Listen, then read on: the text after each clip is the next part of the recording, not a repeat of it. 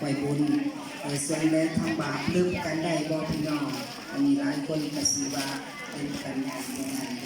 ไปเลยไหม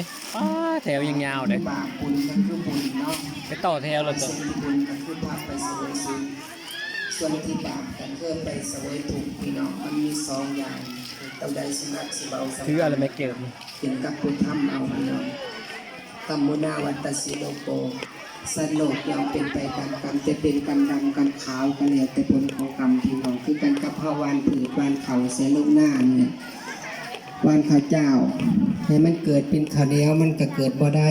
นี่มันก็เป็นข้าวเจ้าอยู่นั่นแหละเนาะเพราะฉะนั้นกับพระเฮ็ดยังก็ได้อันนั้นบางว่าได้ศาสตร์นี่ก็เป็นศาสตร์นาส่วนหลายมันสีได้รับผลในศาสตร์นี้พี่น้องเพราะว่านี่ปัจจุบัน คนเกือบใส่บาทว่ะ มันคนเฮากับโมโหสิงโมโหทำร้ายนี่เนาะการงานท่านนี่ก็คือว่าด้านหน้าที่เราในปัจจุบันนี้แต่ว่าการทางด้าน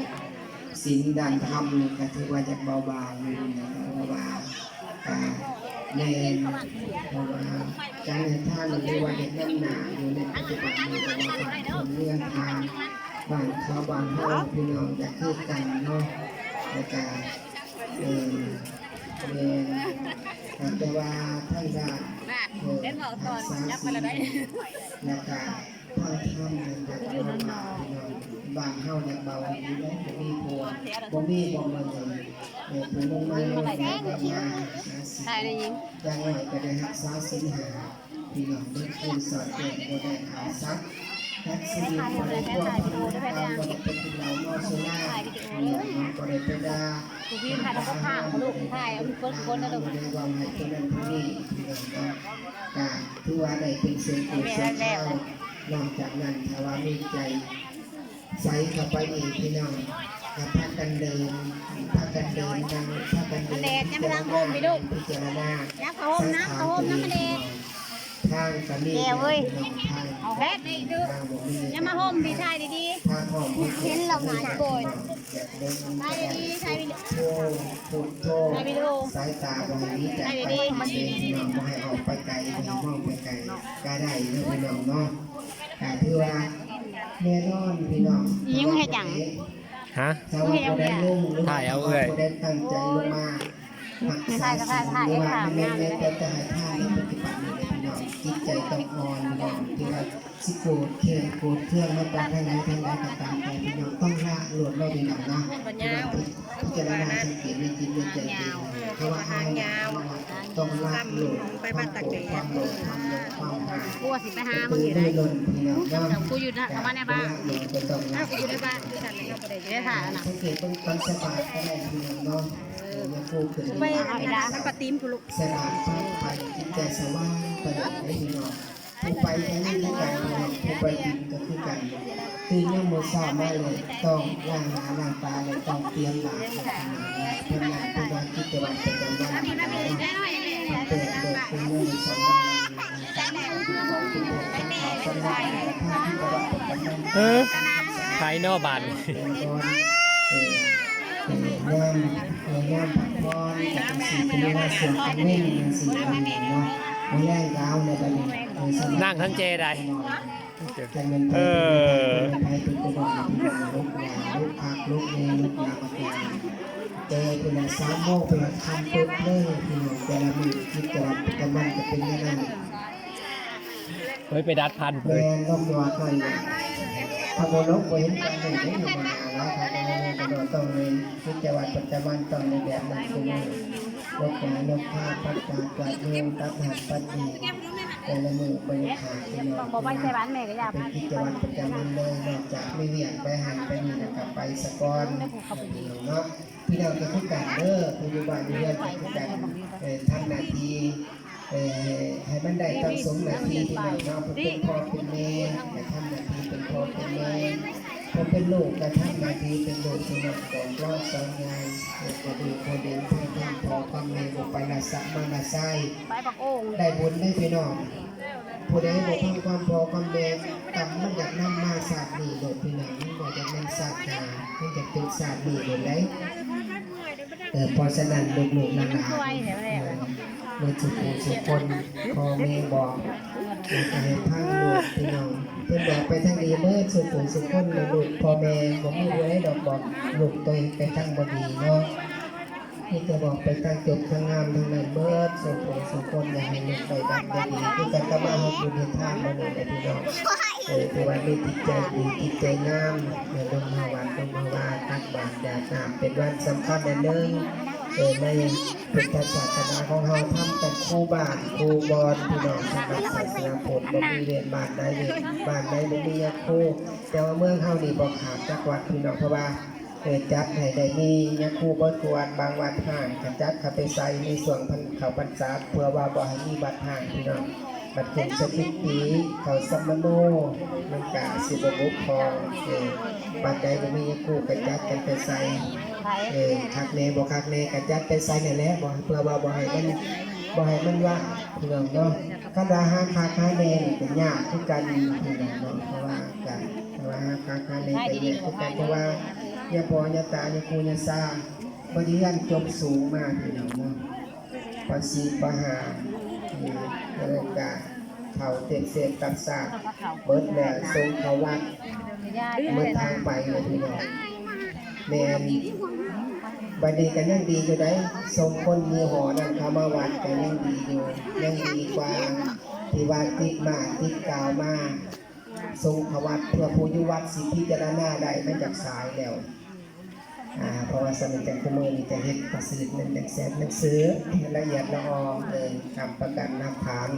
ถ้าว่าผิดพลาดประการใดมากก็ต้องไต่ตามไต่เต้นนั่นตามขั้นตอนพี่น้องเนาะโอ้ยากได้พี่น้องคุมือนี่เนาะแยกกันแต่ละอย่างแต่ละขั้นตอนแต่ละโอ้ยจะไปซุ่มแข็งปวดหัวได้พี่น้องเนาะแต่ว่าอยู่ซื่อๆแต่ว่าบอกว่าทั้งนอกทั้งในพี่น้องการจะตั้งต้องเรียนแพทย์จะอยู่น้ำกันใดเพราะว่าคนทำเป็นทรัพย์ชนิดหนึ่งที่ประสาทหลายแต่ประเสริฐหลายพี่น้องเนาะ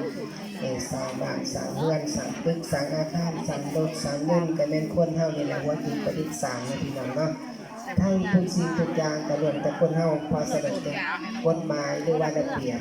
มีในจังปฏิบัติไรเลยพี่น้องถ้าบริหารจัดสรรมันจะบ่ได้พี่น้องเพราะว่าจึงเป็นการเป็นกฎเป็นกลุ่มเป็นบ้านเป็นเมืองเป็นประเทศเป็นเราเป็นการพัฒนาทุกอย่างต้องมีการจัดตั้งพี่น้องต้องมีระเบียบวินัยคือการกับกันทางญาติผู้ญาติธรรมมีระเบียบวินัยอย่างหนึ่งแต่ว่าต่างอันเดียวกันนั่นแหละพี่น้องเนาะเราอันเดียวกันนั่นแหละทั้งนอกทั้งในกฎระเบียบทั้งในของเราวินัยเนาะอะไรกันแต่ว่าทุกอย่างเราจะเป็นมันจะมีน้ำกันได้และกันเนาะใจเย็นๆด้วยพี่น้องตั้งสำหรับเป็นเสียงหนังสือแล้วตัวดีพี่น้องนั่งหายความสงบแล้วจะทานแต่สีน้ำสาเวลาไม่เลยกันตามเนาะพี่น้องเนาะ10 โมงกับสั่งระบาดทั้งเฮิร์นจะมีเป็นหนึ่งพี่น้องเนาะแต่ว่าซื้อเสียงผู้ใดผู้ใดยินกะบอกได้พี่น้องเด้อถ้าว่าบ่มีผู้ใดซื้อบ่มีก็บอกทบทวนขึ้นใหม่พี่น้องเนาะอย่าทานแต่สีน้ำขึ้นมาและกันเพราะว่าเมื่อนี้เป็นมื้อสำคัญพี่น้องเนาะเป็นมื้อสำคัญบ่ได้ไล่สดซ้ำค่ะงานนิดๆน้อยๆไล่สดค่ะมาลัดอยู่เสียนิสัยปากหวานเบาหวานบ่เห็นกระซังฟังแต่เสียงเอากับพ่อผมจะว่ากันเห็นแล้วมันสิย่านมาวัดมาว่ากันยังดามกระแดงกันเนาะพี่น้องเนาะปากมวนปากหวานเพ่บ่กะสาธุภาวนาทุกอย่างนี้ก็ได้เนาะเป็นต่อไปได้พบได้สาได้ก็ได้เนาะกระแดงกันใจเย็นๆเด้อพี่น้องลูกหลานเมื่อสุขในสมจริงสมจังตั้งหน้าตั้งตามาทำบุญให้ทานในมื้อนี้ให้ได้หามาขับผลภูมิคนมาละเอากับคุณพ่อคุณแม่คุณบิดามารดาบริษัทประมาทคุณพี่น้องเนาะกาเรียกกันเป็นลูกเป็นหลานก็ให้สร้างดูบุกขึ้นให้อยู่ดีมีแห้งให้เจริญงอกงามในหน้าที่การงานการเงินคิดอันใดไก่ทั้งรวมความมุ่งมั่นปรารถนาคิดเงินก็ให้เป็นเงินพี่น้องคิดทองก็ให้เป็นทองกะและกันเราพี่น้องเนาะ นอกจากนั้นการถาวาดวงมาวาดสวนีให้ถูกเลขถูกไว้กันที่นี่ที่น้องน้องบ้านเราถูกหลายๆกันนี่เป็นลอยถูกกันพระเมสสาเป็นลอยมาแม่ดวงวาสนาแข่งกันว่าได้แข่งเรือแข่งแพ้แข่งได้แข่งบุญแข่งวาสนาแข่งไม่ได้เนียนไปอยู่ตลอดและในคุณเรียนทางผู้ได้มาขนาดวัดแต่ผู้หลงไก่สีผมคำสุขโมเมนว่าสีวันจะเริ่มอยู่วันเราแต่ว่าผมคำสุขการสบายกันแต่ว่าไม่ได้ไปเรียนรู้กันเป็นของเมียกับผัวว่าเมียว่าผัวลูกว่าพ่อว่าลูกเมียก็ไม่ได้พูดกับไว้หลายอย่างหลายแนวที่พูดสักส่วนเนาะการเรียนกันเพราะฉะนั้นเราผู้ได้ทำวันทำกิจการวันนี้เราบังคับวันเราเนี่ยไก่สิบหกคำจะเริ่มสีเพราะการเริ่มเป็นภาษาสินพ่อภาษาสินหาพ่อเป็นอย่างที่จะทำเราได้ให้ให้